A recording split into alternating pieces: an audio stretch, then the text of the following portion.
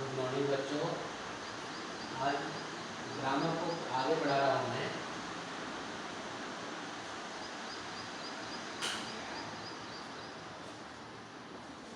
Grammar को आगे बढ़ाते हुए आज का टॉपिक है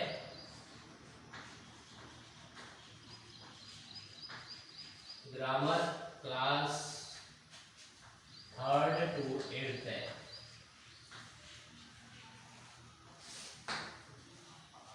क्लास 3rd to 8th में आज जो ग्रामर पढ़ा रहा हूँ मैं, इसमें है आज का टॉपिक पार्ट ऑफ स्पीच। जो जैसे कि आप लोगों को कल जो है मैंने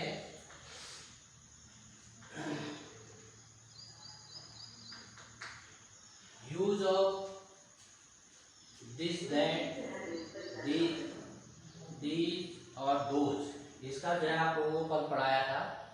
आज ग्रामर में अगला जो चैप्टर है आपके, वो है पार्ट ऑफ स्पीच। अब ये पार्ट ऑफ स्पीच क्या है? पार्ट्स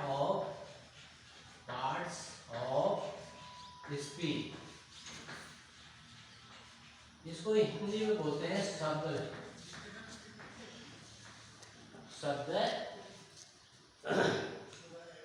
शब्द भेद। यानी इसको जो पार्ट ऑफ स्पीच है, इसको हिंदी में क्या बोलते हैं? शब्द भेद।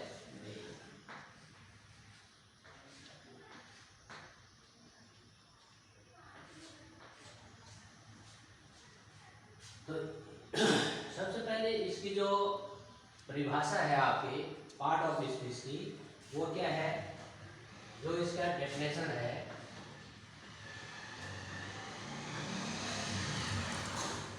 यानी परिभाषा,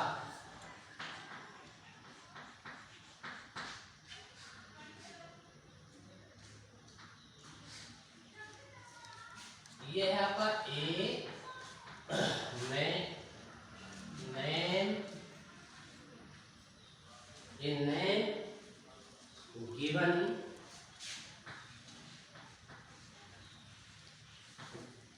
name given to a words है,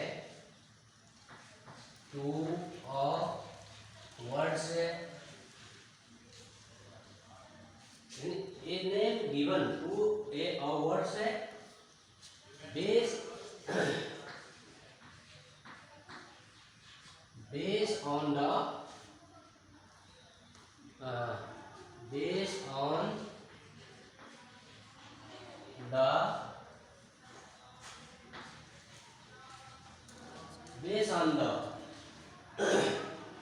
क्या लिखा मैंने? A name given to words that words based on the job in called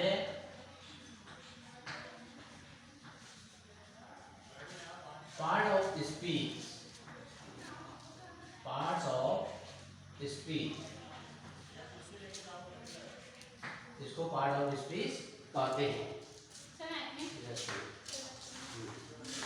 Hindi में है इसका, किसी भी भाषा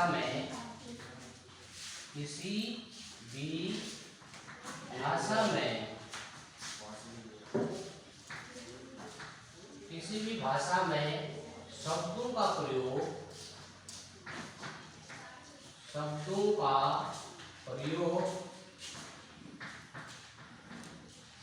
उसके कार्य के आधार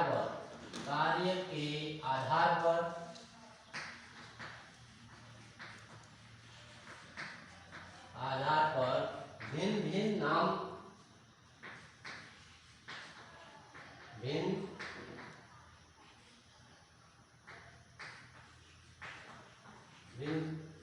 यानी अलग अलग नामों से जो है इसको क्या करते हैं? भिन्न नामों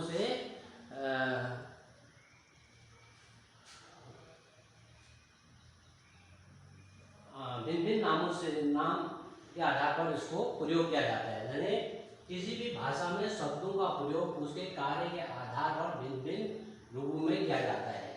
भिन्न भिन्न रूपों में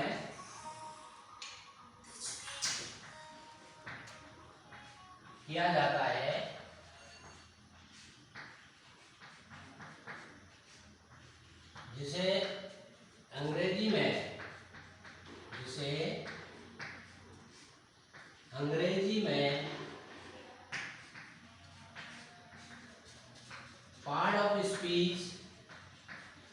पार्ट्स ऑफ स्पीच या शब्द भेद कहते हैं, या शब्द भेद कहते हैं। ये इसकी क्या है, पार्ट ऑफ स्पीच का क्या है, ये परिभाषा होगी आपकी।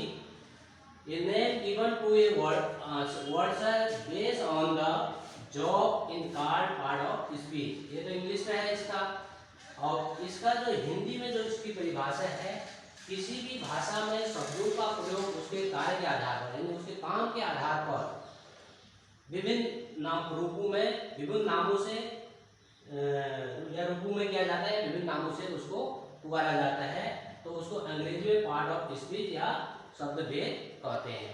जैसे किसी व्यक्ति का के आधार पर जो है उसके आगे दिया जाता है, उसके क्वालिफिकेशन के आधार पर उसको काम दिया जाता है। तो उसी तरह यहाँ पर भी पार्ट ऑफ स्पीच में जो है आपके उसको भी एक नाम दिया गया है। तो ग्रामर में जो है आप जो पूरा आपके जो ग्रामर बना हुआ है, मिनिमम 70% इसमें जो ग्रामर बना है वो आपके पार्ट ऑफ स्पीच में बना हुआ है। तो ये इसका जो है आप पार्ट ऑफ स्पीच क्या है वो मैं आपको आगे बता रहा हूँ। तो पार्ट ऑफ स्पीच आपके कितने हैं, total part of speech English parts of speech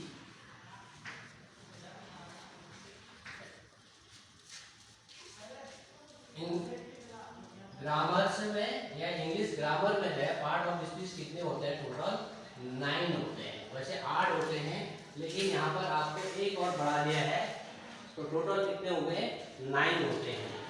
तो 9 क्या क्या चीज कौन कौन से पार्ट ऑफ स्पीच।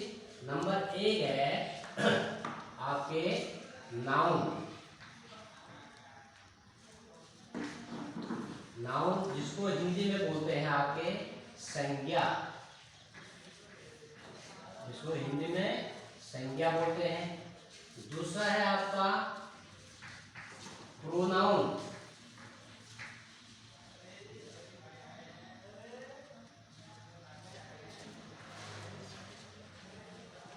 इसको बोलते हैं सर्वनाम।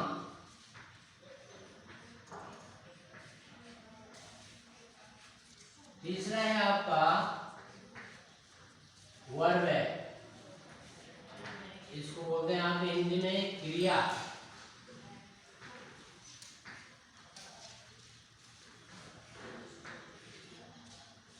चौथा आ गया आपका एडवर्ब है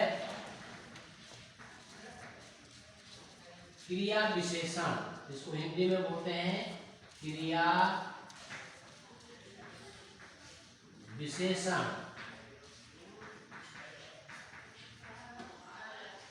क्रिया विशेषण हो गया। और पांचवा है आपका डिटरमाइन,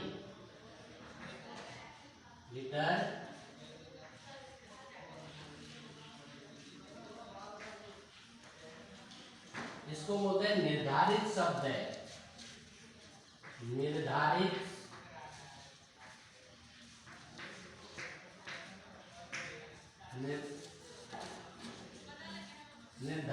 शब्द है।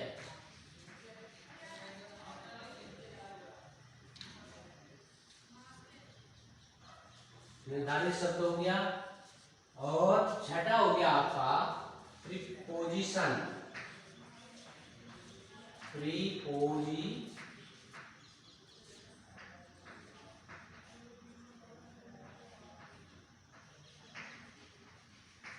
प्रीपोजिशन संबंध सूचक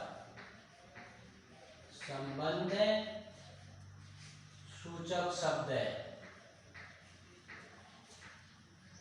संबंध सूचक हो गया प्रीपोजिशन, यानी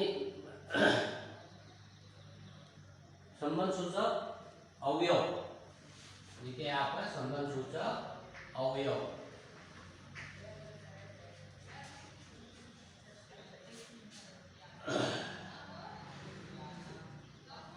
इसको मैं आपको जो है इसको जो है आप लोगों के साफ करके दूसरे उसमें लिख देता हूँ, इसको मिटा के।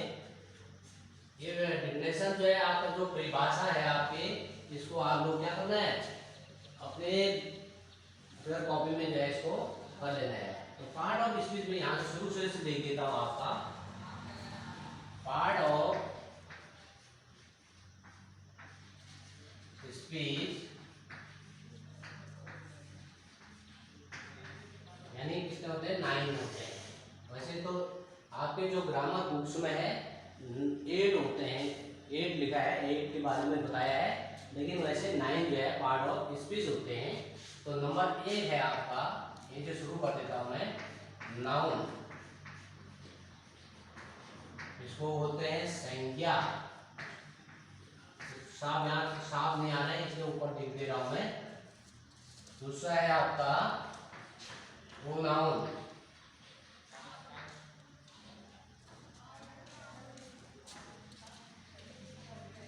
प्रोनाउन सर्वनाम। नंबर 3 है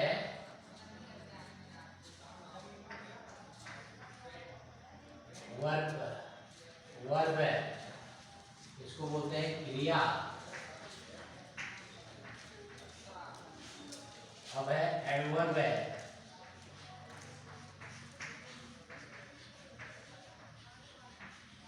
क्रिया विशेषण, क्रिया विशेषण।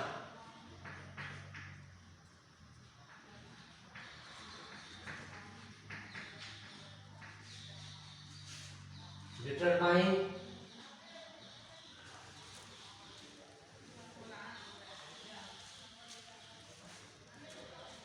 पांचवा हो गया आपका डिटरमाइन, निर्धारित शब्द है, जिसको मैं पढ़ा चुका हूँ आपको ए या दो का प्रयोग में। और छठा है आपका प्रीपोजिशन,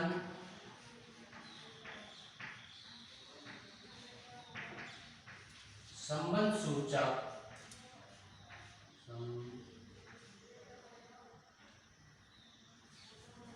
प्रीपोजिशन आपके संबंध सूचक, संबंध सूचक अवयव।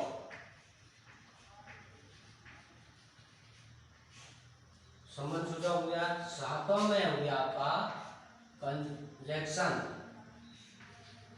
कंजक्शन। और आठवां है आपका 1 2 3 एक मैंने चलो फिर ले लूंगा। कंजक्शन यानी संख्या हो गया, सर्वनाम हो गया, क्रिया हो गया, क्रिया विशेषण हो गया, निर्धारित शब्द हो गया, संबंध सूचक हो गया, और कंजक्शन, कंजक्शन का मतलब होता है संयोजक, संयोजक, संयोजक शब्द। आठवां मैंने यहाँ पर एडवर्ब है, एडजेक्टिव आना था यहाँ पर, मैंने यहाँ नहीं लिखा, इसको यहाँ लिख देता हूँ एडजेक्टिव।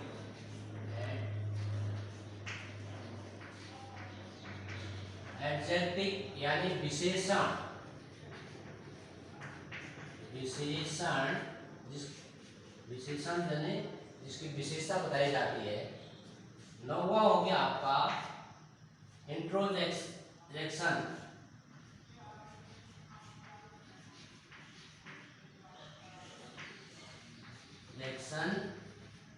इंटरजेक्शन, इंट्रोजेक्शन। इंट्रोजेक्शन ये हो गया आपका विस्मयादि शब्द है, विस्मयादि शब्द है, विस्मयादिक शब्द है। तो ये आपके 9 प्रकार के जो है पार्ट ऑफ स्पीच है आपके। तो इस चीज को आप लोग क्या करना है, अपने जो फेयर कॉपी है इसमें सॉल्व करना है, लिखना है इसको, और यहीं से आपका जो ग्रामर आपके आगे जो स्टार्ट होता है वो आगे ग्रामर जो है यहीं से आपका क्या है ग्रामर स्टार्ट होगा। और ये ग्रामर का जो है कम से कम 70 से 75% के बीच में ये ग्रामर को आपका कवर कर लेता है। और 25% यानी आपका यह है और अदर शब्द आते हैं जैसे एंटीनियम हो गया, सेंटीनियम हो गया, ऐसे हो गया, एप्लीकेशन है, ये चीज है 25% है आपके इनडायरेक्ट हो गया, डायरेक्ट हो गया, टेंस हो गया, ये सब जो है आपके 25% वो कवर करता है। और 75% के लगभग जो है आपका ये कवर कर लेता है आपके पूरे ग्रामर में। तो इसको आप क्या करना है एक इसको जो आप लोगों को आगे जो समझाएंगे हम इसमें आप लोगों को वो जो है स्टेप वाइज जो है इसको अब कल से हम इसको समझाना शुरू करेंगे।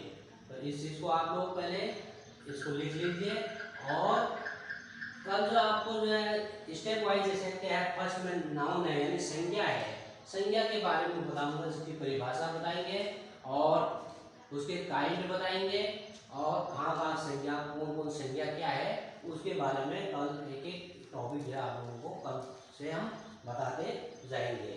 तो तब तक के लिए आपका पार्ट ऑफ स्पीच हो गया है, इसको जो है आपको सॉल्व कर लिख लेना है और लर्निंग करना है इसको। तो ये आपके आगे का काम हो गया, आज का काम हो गया है। कल के लिए फिर आप लोगों का फिर कराएंगे तब तक।